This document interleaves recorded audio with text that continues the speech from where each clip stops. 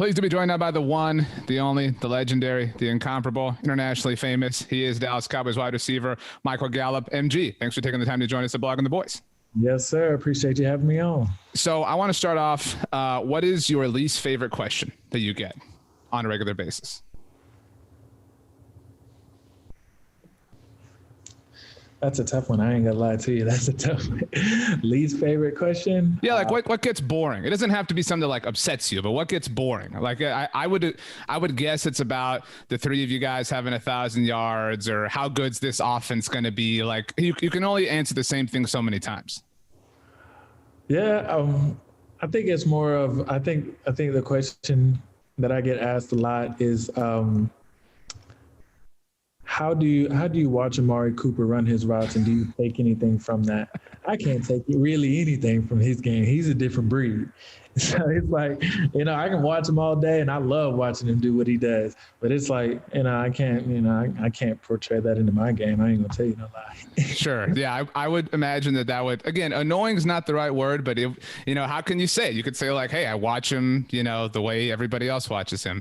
Well, I want to ask you some different questions. I believe you like FIFA. Who's your favorite team to use on FIFA, and why? My favorite team to use on FIFA is PSG, Paris. I always like using them because at first when I was playing a couple years ago, they had Ibrahimovic. That was my favorite player. But now, they got Messi now. They got Neymar. They've just always been my team. I enjoy playing with them. So is that you root for them too? Like besides using them on FIFA? I wouldn't exactly say I root for him or anything, but I definitely play with him all the time on FIFA. So then why do you like Ibrahimovic? Just because of using him on FIFA, and you were having success with him, or what? He's actually pretty funny too. If you actually follow him on social media, he's actually pretty funny. But yeah, for the most part, it was just playing the game with him. It was great. It was great. Cool. So I have to do the football thing now. If you could put Ibrahimovic on the Cowboys, where would you want him to play? Why? How would you use him? Like now you're Coach McCarthy, you're Kellen, maybe you're Quinn. I don't know. Maybe you wanted to play defense. Like how would you use him on the Cowboys? That's a tough one. I think honestly, I'd probably just put him at wide receiver though, because I don't think he'd like to get down there at tight end. I don't think he'd like that. I put him at wide receiver. I put him out there at the X. So then you're taking Amari off the field then for that. Now you don't even have to watch Amari. You know what I'm saying? So like you're killing two birds in one stone here. Yeah, I think so. We'll get a good rotation going. Good deal. So what has been your favorite moment as a Dallas Cowboy? I know you've had a lot of highs. You guys have had a lot of successes, but what is something you look back on, when you're driving, you're daydreaming, you're, on the treadmill, whatever, you're just letting your mind wander. It doesn't have to be a moment, but a time you look back on really fondly. I feel like I would do that at this time of year with the season getting ready to start. I think the times I look back on are really just mostly in the locker room, because we have some of the funnest times in the locker room, whether it be at a game, whether it be at our just practice facility, whatever. I think we have some of the best times in the locker room. And, for me, it's we have these like big old like tennis balls that we shoot into the little laundry baskets or whatever, and everybody always plays. It's either 2-on-2 or 1-on-1, game to 5. I think that's something that I like to think about before season starts or anything gets going, because that's always a fun time. Who's the best at it? Like who runs that game? Oh, I would definitely say me. Okay, what about if Ibrahimovic walks in the locker though? Like is it a competition all of a sudden? Oh, it'd definitely be a competition, but I think I'd still pull it out. Okay, that makes sense. Obviously, this season is important for a lot of senses. I don't want to ask you about the contract. I know you've also been asked that a million times.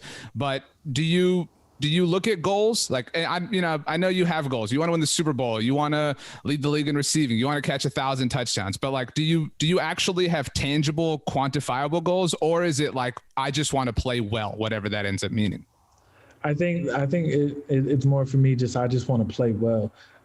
You can set goals. That's always great. Every wide receiver wants to go over 1,000 yards. That's normal. You want to have at least 60 plus catches. Everybody wants that. That's great.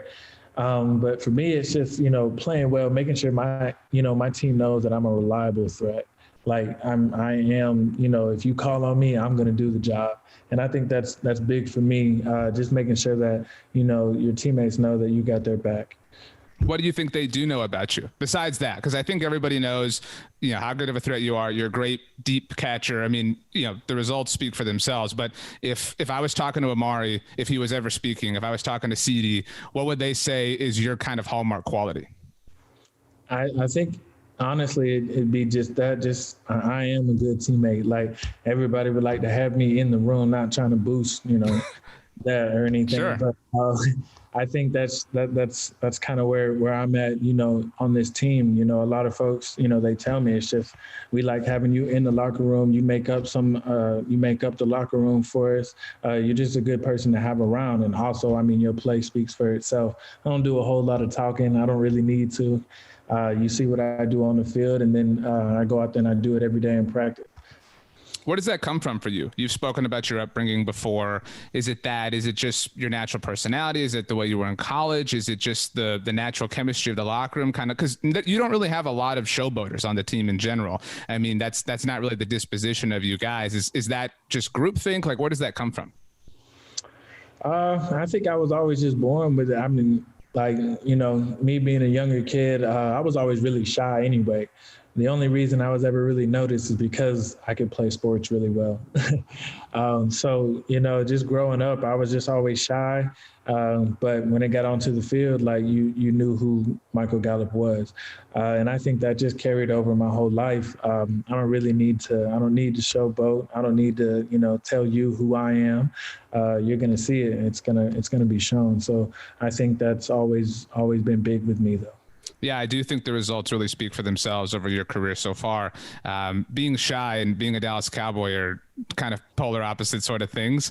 I'm sure you had an idea of what the Cowboys were 3 years ago when you were drafted. And I'm sure, as you went through things, your world changed. What's been the biggest shock about being a Cowboy? Because you knew you were going to get attention. You knew you were going to, be on TV all the time. But what's been something that you didn't know that has been the case for you? Something I didn't know. I mean, that's kind of a tricky question for me. With the Cowboys, it's just like, you everything's there. Like you're always in the spotlight. I kind of knew that coming in here. So it's like, we are the biggest franchise in sports history. It's like, you kind of have to go into it knowing that it's going to be a tornado. It's going to be, you're always going to be in the limelight. You always got a target on your back. But I think, if anything, that was probably the biggest thing. Playing football in the National League, you think every game that you go into, you have a target on your back. But when you play for the Cowboys, you really do. Even if you guys are like 0-15 and stuff, everybody still wants to beat the Cowboys. So I think that was the biggest thing. Sure. I think it's probably, and I've never done it obviously, but anything you do is a story or is a talking point. And I don't know if you remember this, your rookie year during OTAs, you had a star on your helmet. And I remember DMing you on Instagram and asking you about this and saying, whoa, what's going on? Because you're not supposed to have that. And you said, I believe that it was a photo shoot that you did it that day. And you just, I guess, had to practice and just kind of took the helmet. Like stuff like that. I have to believe that you're like, how did this become a story? But that's just kind of the Cowboys way. Yeah, definitely. Everything gets boosted a little bit more playing for the Cowboys. But yeah, you're definitely right about that. Every story, you could, drop a grilled cheese sandwich on the ground and somebody said, "You're going to eat that?" And it turns into a story.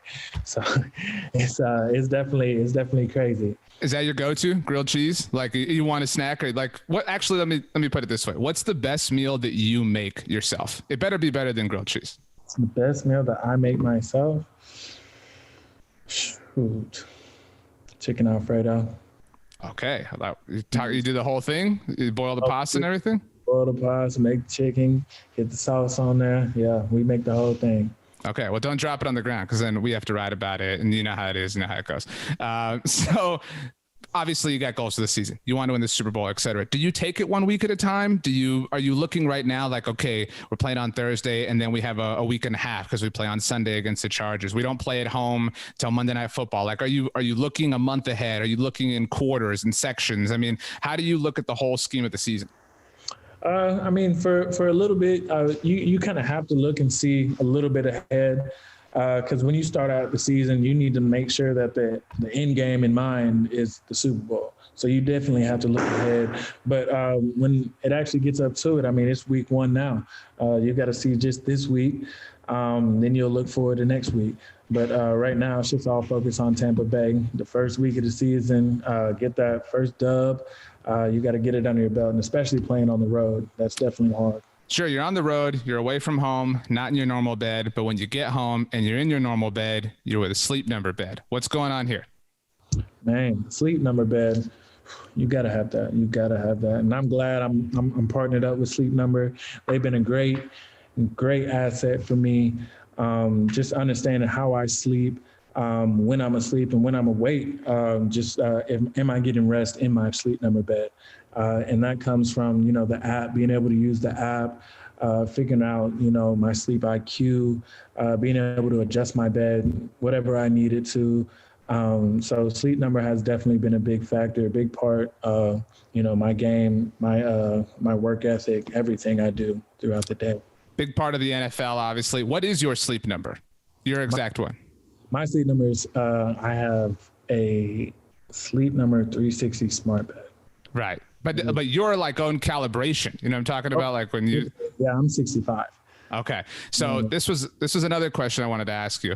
I love number 13. I wish receivers wore numbers in the 80s. Like I long for, like, if you wanted to swap to 81, I know Simi's got it, but we'll work something else. That's the best number a receiver can wear. I know you guys had some fun in the off season when the number rule changed and CD was joking about switching to 2. You joked about switching to 4. That would be a bit of a hard sell, obviously. If you could switch to a number and you couldn't have 4, what would it be? I imagine you picked 13 because 1 and 3, obviously, your college number. But what would it be if it couldn't be 13, couldn't be 4? My number would be 3. I actually I wanted 3 in college. Didn't get it. I got number 4. But I've worn 3 my whole life.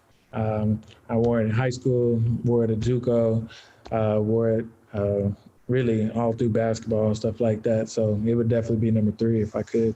We need to talk to Will Greer, see what we can figure out there. You know what I mean? It's, we can just drop the 1.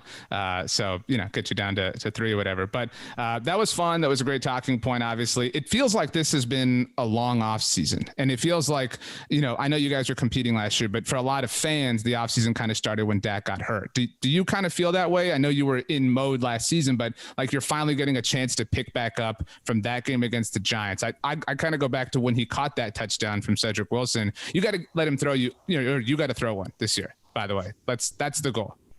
I hope to throw one, put me in that position. I can do it. I'm trying to go 1 for 1 like Ced did as well. That'd be a good stat to have. Exactly. But, we'll see. Dak caught more touchdowns last year than Michael Thomas, as an example. Like you start to enter those conversations, but that moment was kind of like, everything was so great in that moment. Does it kind of feel like this Thursday night you do get an opportunity to kind of hit reset to get back to where things were before everything fell apart in its own particular way? Oh yeah, definitely. We came out on fire, last year before, we hit a brick wall. But yeah, definitely coming out here this year and then having Dak back, having, a lot of dudes on the O-line back. We should get it jump started, right then and there. It should be a fun game. Everybody's really excited for it, and I'm very excited for it. Just get back to the thing. On the subject of Dak, and I know you get this question a lot, but, when we talk about him, just on our site and our podcasts and shows and stuff, we talk about how great of a leader he is. And people don't get that. I mean, how would you explain that to people? Because people don't view the value of that. As somebody who experiences every day, how does Dak Prescott's leadership show up? It shows up, honestly, just like when he's down there talking in front of the whole team or just in front of the offense, you sit up straight and you listen to what he's saying. That's how much it impacts, a lot of us players on the team. Just the way he talks to us, the way, he's matured coming into this role. And also coming off an injury. For him to come back, like he did and work hard throughout the whole summer. And we all watched it. We witnessed it. Everybody saw him up here. He was up here every single day. But just having his leadership, the mindset that he has, the way he talks to us, it's honestly unbelievable. But I mean, we love it. We love it. The way he just runs the show, runs the team. It's something good to have. You need that on the team. Right on. Well, Michael, thank you so much for taking the time to join us. Next time we hang out, we'll hit some FIFA. You can use PSG. I'll use Manchester United. Now they got Ronaldo back. You know what I mean? Like, we'll just have some fun there. We'll take a break. You can whip up some chicken Alfredo. You know what I mean? We'll have a good time. And then we'll phone Will Greer up, talk about number 3. I'll talk to him. Don't worry about it. But thanks for taking the time to join us on behalf of Sleep Number, Michael. Yes, sir. Thank you.